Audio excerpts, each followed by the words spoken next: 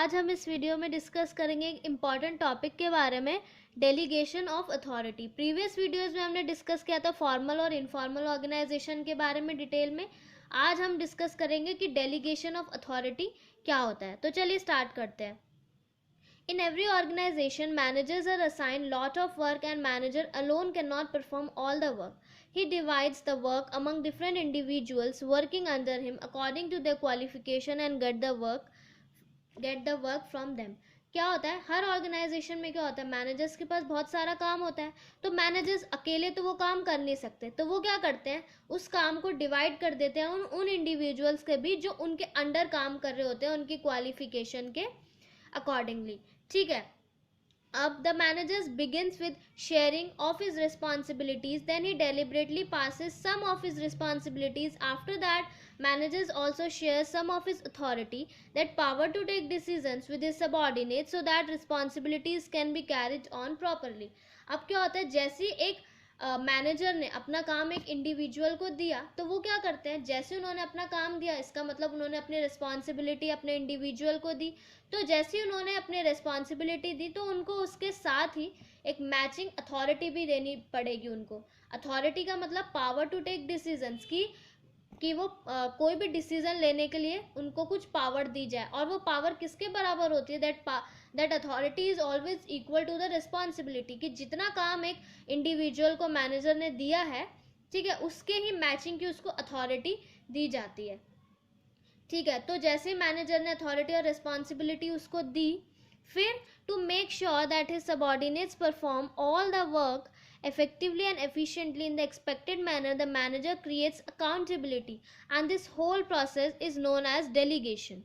तो जैसे मैनेजर ने अपनी अथॉरिटी और रिस्पॉन्सिबिलिटी दी, साथ के साथ मैनेजर्स ने अपने उन सबॉर्डिनेट्स को अकाउंटेबल भी बना दिया। That means he creates accountability.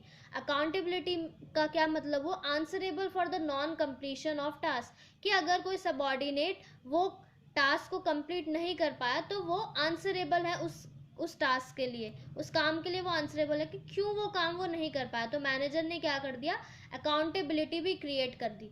तो अगर हम डेलीगेशन को एक सिंपल लैंग्वेज में देखेंगे, क्या होता है, a process of entrusting responsibility and authority to the subordinates and creating accountability on those employees who are entrusted responsibility and authority.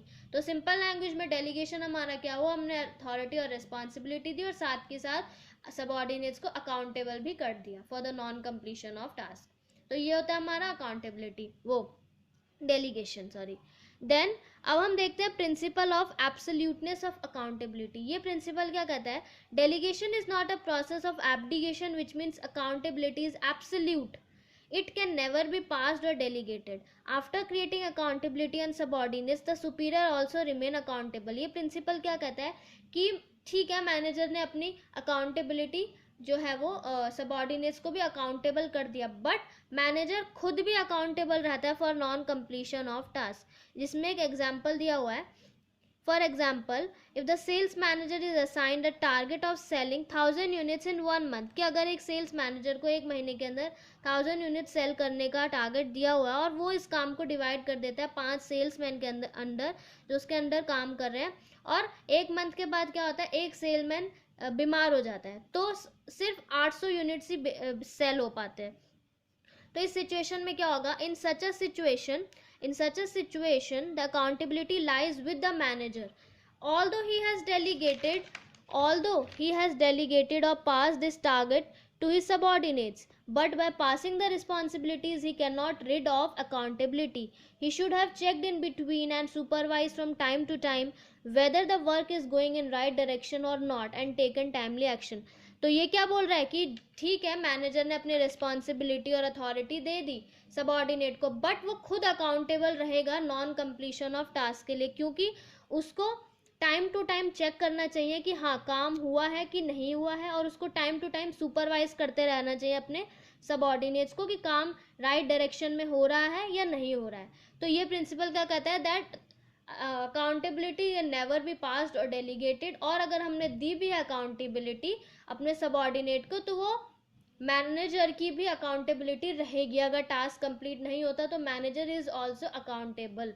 ठीक है। तो this is the principal of absoluteness of accountability, कि पूरी तरीके से हम सबॉर्डिनेट पे को अकाउंटेबल नहीं कर सकते, मैनेजर भी अकाउंटेबल रहेगा नॉन कंप्लीशन ऑफ टास्क के लिए।